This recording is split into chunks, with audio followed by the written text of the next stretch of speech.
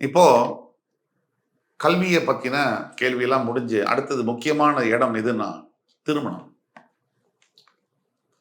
தனுசு ராசியில் பிறந்த 100க்கு 98 பேருக்கு, 95லேருந்து 98 பேருக்கு சரியான வாழ்க்கை துணை என்பது அமைய வாய்ப்பே இல்லை. அல்லது இளம் வயதிலே விவாகரத்து, இளம் வயதிலேயே வாழ்க்கை துணையை இழப்பது போன்ற விஷயங்களை தனுசு ராசி அன்பர்களே பார்க்க முடியுது. பல பேருக்கு, பெண்ணாக இருக்கக்கூடிய தனுசு ராசி அன்பர்களுக்கு கணவன் இருக்கான், 10 பைசா பிரயோஜனம் இல்லை, இல்ல கணவனே இல்லை.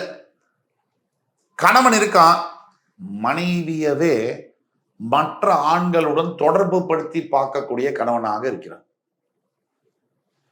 மனைவி மீது ஒரு பொசசிவ்னஸோ ஈடுபாடோ இல்லை. இல்ல இது பெண் தனுசு ராசிக்கு, இல்ல ஆண் தனுசு ராசி இருக்காரு. மனைவி என்ன பேசினாலும் எதை பேசினாலும் கணக்கு போடுறான். கணவன்கிட்ட இருந்து எவ்வளவு பைசா இருக்கு, அதை எப்படி கணக்கு பண்ணி வாங்கலாம், அது உறவே இல்லை. ஏன்னா எல்லா உறவுகளையும் லாப நோக்கோட நம்ம பார்க்க முடியாது. உறவுகள்ல பணம், பதவி, பேர் எல்லாத்துக்கும் மேல சில உறவுகள் இருக்கு. உங்களை பெத்த அம்மா கணக்கு பார்த்துருந்தான்னு வச்சுக்கோங்க, 10 மாசம் நம்மளே இங்க எக்ஸிஸ்டே ஆக முடியாது. அப்படி ஆண்டவனோட படைப்புல பணத்திற்கு அப்பாற்பட்டதுதான் நிறைய விஷயங்கள் இருக்கு. இந்த அவபாக்கியம் தனுசு ராசி பெண்களுக்கு மிக அதிகமாக இருக்கு.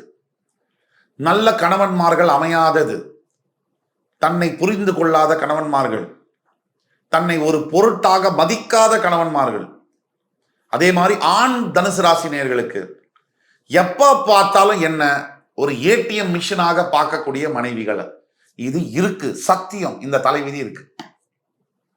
9ஆம் தலைவிதி. அடுத்தது 10th கமாண்ட்மெண்ட். உங்களுடைய 8ஆம் வீடு அஷ்டமஸ்தானத்திற்கு அதிபதியாக வரக்கூடிய சந்திரன் உங்களோட 6ஆம் வீட்டில் உச்சம் பெறுவதனால் உங்கள் மனம் பெரும்பாலான நேரங்களில் உங்களுக்கு எதிரியாக செயல்படக்கூடிய தன்மை என்பது இருக்கும். எப்படின்னா, ஒரு சின்ன உதாரணம் கொடுக்குறேன். ஒரு ப்ராஜெக்ட்ல 100 விஷயம் இருக்கு, 98 விஷயம் உங்களுக்கு சாதகமாக நீங்கள் எதிர்பார்த்தபடியே உங்கள் வாழ்க்கையில நடக்குது. ஆனா அந்த 2 விஷயம் நடக்கல. நீங்க என்ன பண்ணணும்? பரவாயில்லையே, கடவுள் 98 விஷயம் நமக்கு நடத்தி கொடுத்துருக்காரு அப்படிதான் நினைக்கணும். ஆனா உங்கள் தலைவிதிப்படி நீங்கள் 98 நடந்ததை பத்தி சந்தோஷப்பட மாட்டீங்க, அந்த 2 நடக்கலைன்னு சொல்லி வருத்தப்படுவீங்க. இது உங்கள் தலைவிதி. உங்கள் மனம் உங்களுக்கு எதிரியாக பல நேரங்களில் செயல்படும். உங்களுடைய 11ஆம் விதி, உங்களுடைய 9ஆம் இடத்திற்கு அதிபதியாக, சிம்மராசிக்கு அதிபதியாக சூரிய பகவான் வருகிறார். அவர் உங்கள் பஞ்சமஸ்தானத்தில் உச்சம் பெறுகிறார். என்ன பர்முடேஷன் காம்பினேஷன்ல நீங்க வாழ்க்கையில அடிபட்டாலும், தோத்தாலும், கீழே விழுந்தாலும், சோதனைகள்ல பட்டாலும், ஒரு நாள் நீங்க உயிரோடு இருக்கும் போதே மிகப்பெரிய உச்சத்துக்கு நீங்க வந்து உட்காருவீங்க. அதை நீங்க ப்ரூவ் பண்ணுவீங்க, மற்றவங்க பார்ப்பாங்க. இது உங்கள் தலைவிதி. இல்ல நீங்க மறைந்தாலும் உங்கள் பெயர் சொல்லக்கூடிய அளவிற்கு உங்கள் கடமைகளை முடித்து விட்டு போவீர்கள். இது உங்களுடைய தலைவிதி, பாக்கியம். உங்களுடைய 12ஆம் விதி, உங்களுடைய 10ஆம் இடத்திற்கு அதிபதியாக, கன்னிராசிக்கு அதிபதியாக வரக்கூடிய புதன் பகவான் உங்களுடைய 7ஆம் இடத்திற்கும் வருகிறார். தொழில் செய்கிற இடத்துல, வேலை பார்க்கக்கூடிய இடத்துல, வியாபாரம் செய்யக்கூடிய இடத்துல வாழ்க்கை துணை அமையக்கூடிய அவயோகம் உங்களுக்கு இருக்கு. ஏன் அவயோகம்னு சொல்றேன்னா, முதல்ல யோகமாக வரக்கூடிய வாழ்க்கை துணை தான் தொழில் செய்யக்கூடிய இடத்துல, வியாபாரம் செய்யக்கூடிய இடத்துல, ஆபீஸ்ல ஒர்க் பண்ற இடத்துல ஒரு பொண்ணை பாக்குறீங்க, லவ் பண்றீங்க, இல்ல ஒரு பையனை பாக்குறீங்க, லவ் பண்றீங்க. அந்த தான் ஆரம்பம். வாழ்க்கையுடைய பிரச்சனைக்கு மூலதனமாக அந்த சம்பவம் தான் ஆரம்பிக்க போகுது. ஏன்னா உங்களுக்கு 7ஆம் அதிபதி புதன் யாரு? மாரகம் மற்றும் பாதகாதிபதி. அவர் தொழில் ஸ்தானத்திற்கு ஆட்சி பெற்று உச்சம் பெறுகிறார். எங்கோ ஒரு இடத்துல நிதானம் இல்லாம, பொறுமை இல்லாம, சரியா கம்யூனிகேட் பண்ண தெரியாம உங்கள் பணத்தை நீங்கள் இழக்கப் போகிறீர்கள். கேரண்டி கையெழுத்து போட்டோ மற்றவர்களுக்கு கடன் கொடுத்தோ பண நஷ்டத்தை பார்க்க போகிறீர்கள் என்பது தலைவிதி. உங்களுடைய 12வது தலைவிதி.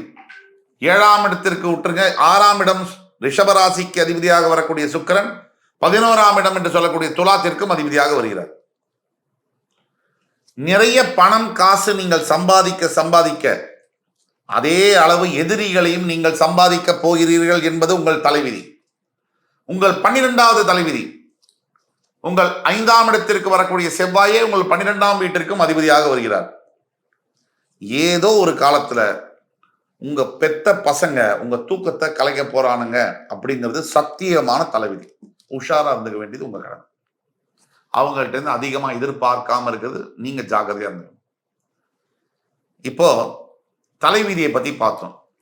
வாட் யூ கேன் எக்ஸ்பெக்ட், எதை எதிர்பார்க்கலாம் அப்படிங்கிறத பத்தி பார்த்தோம். நல்ல வாழ்க்கை துணையை நீங்கள் எதிர்பார்ப்பது என்பது ஜாக்பாட், சிக்கிம், பூட்டான், நேபாள் லாட்டரி மாதிரி வந்தா உண்டு, வரலனா இல்லை. 2 புல்லட் பாயிண்ட் நம்பர் 2, நீங்கள் உங்கள் வாழ்க்கையில நல்ல கோவில், ஆன்மீக தரிசனங்கள், எது எப்படி ஆனாலும் உங்க வாழ்க்கை வண்டி ஓடிடும். இந்த பணத்தினால ரோட்டுக்கு வருது, இந்த பிச்சை எடுக்கிற அளவுக்கு ஆறுது, இதெல்லாம் உங்களுக்கு நடக்க வாய்ப்பே இல்லை. பணம் சம்பந்தப்பட்ட விஷயத்துல உங்களுக்கு எப்படியும் வண்டி ஓடிடும். உங்களுடைய ஸ்டாண்டர்ட் ஆஃப் லிவிங் எல்லாம் மேலே தான் போகுமே தவிர கீழே வராது. 3, நண்பர்கள்னால மிகப்பெரிய அளவுக்கு துரோகங்கள் காத்து கொண்டிருக்கு, உஷார். 3, இதை எதிர்பார்க்கலாம். 4, எது எப்படி ஆனாலும் உங்கள் அப்பாவின் மூலியமாகவோ பூர்வீக அப்பா சம்பந்தப்பட்ட சொத்தின் மூலியமாகவோ அல்லது ஏதோ ஒரு நிலையில பதவிகளில் உட்காரக்கூடிய யோகம், வசதியாக வாழ்க்கையில் மிகப்பெரிய இடத்திற்கு பெரிய மனிதர்களுடைய தொடர்பெல்லாம் வரக்கூடிய யோகங்கள் கண்டிப்பா இருக்கு. 4. 5, எதை எதிர்பார்க்கலாம்? எத்தனை பணம் சம்பாதிச்சாலும் ஏதோ ஒரு ஸ்டேஜில் நீங்க இந்த பணத்தை காப்பாத்தாம விடுறீங்க அப்படிங்கிறதுல கவனமா இருக்கணும். இது 5. இப்போ நியர் ஃபியூச்சர், அடுத்த 6 மாதம் முதல் 2 ஆண்டுகளுக்கு உங்களுடைய நிலைமை எப்படி இருக்குன்னு பார்த்தோம்னா, முதலாவதாக பார்க்கும்போது உங்கள் ராசியிலிருந்து 3ஆம் இடத்தில் கும்பராசியில் சனி பகவான் இருக்கிறார். 4இல் ராகு, 6இல் குரு உங்கள் ராசிநாதன். உங்களுடைய 10ஆம் இடம் கன்னிராசியில் கேது. அதாவது 3, 4, 6, 10 இந்த இடங்களில் கிரகங்கள் இருக்கு. ராசிநாதன் 6இல் இருப்பதனால் நீங்கள் இப்பொழுது தற்சமயம் பெரிய முடிவுகளை தவிர்க்க வேண்டும். அதே மாதிரி உடல் ஆரோக்கியத்தில் கண்டிப்பா ஒரு மாஸ்டர் ஹெல்த் செக்அப் பண்ணிக்கணும். பயோ நானோ கிருமிகள்னு சொல்றோம். இந்த மாதிரி புது வகையான வியாதிகளால் ஆரோக்கியம் பாதிக்கப்படக்கூடிய வாய்ப்புகள் இருக்கு. 2. 3, வேலை செய்யக்கூடிய இடத்துல புதிய தொழில், புதிய இதுக்கு தடங்கல்கள் இருக்கும். அதே மாதிரி டாக்குமெண்டேஷன், கான்ட்ராக்ட், பேப்பர்ல சைன் பண்ணும்போது 3க்கு 5 தடவை அதை பார்த்து டபுள் வெரிஃபை பண்ணி பண்றது நல்லது. 4 பாயிண்ட். இப்போ ரெமெடிஸ்குள்ள நம்ம வந்தோம்னா, முதல் ரெமெடி தனுசு ராசி அன்பர்களுக்கு என்ன அப்படின்னு பார்த்தோம்னா, ஃபர்ஸ்ட் ரெமெடி எப்படி ஆனாலும் சரி, குரு பகவானுடைய ஆலங்குடி ஸ்தலம் தஞ்சை மாவட்டத்தில் இருக்கு. அந்த ஆலங்குடி ஸ்தலத்துக்கு சென்று புதன்கிழமை இரவு தங்கி வியாழக்கிழமை காலையில் அபிஷேகம் செய்து மஞ்சள் வஸ்திரம் சாத்தி வெளியில வந்து புளியோதரை மற்றும் தயிர் சாதம் நைவேத்தியம் செய்து தர்மம் செய்ய வேண்டும். மினிமம் 51 பேருக்கு விநியோகம் பண்ணும். 2வது ரெமெடி, குறைந்தபட்சம் வாழ்க்கையில் ஒரு 2 வருடத்துக்கு ஒரு முறையாவது, 3 வருடத்துக்கு ஒரு முறையாவது ஷிரடிக்கு சென்று சாய்பாபாவை தரிசனம் செய்து வர வேண்டும். மந்திராலயம் செல்ல வேண்டும். ஆஞ்சநேய சுவாமியை தினமும் வழிபட வேண்டும். புத்திர் பலம் யசோதைரியம் நிர்பயத்வம் மரோகதாம் அஜாத்தியம் பக்வதத்வம் சஹனமத் ஸ்மரணத் பவேத். இந்த மந்திரத்தை தினமும் 21 முறை ஜபம் செய்ய வேண்டும்.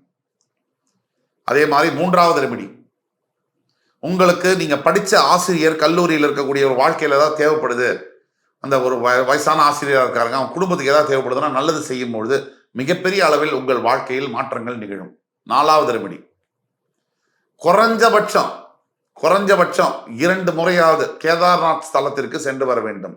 5வது ரெமெடி, நீங்கள் உங்கள் சுய ஜாதகத்தை பரிசீலனை செய்து இப்போ எங்கள்கிட்ட கூட வந்து வாட்ஸ்அப் நம்பரில் கான்டாக்ட் பண்ணிங்கன்னா நாங்கள் உங்களுடைய தனிப்பட்ட ப்ரெடிக்ஷன்ஸை எங்களால் சொல்ல முடியும் அண்ட் ரெமெடிஸை சொல்ல முடியும்.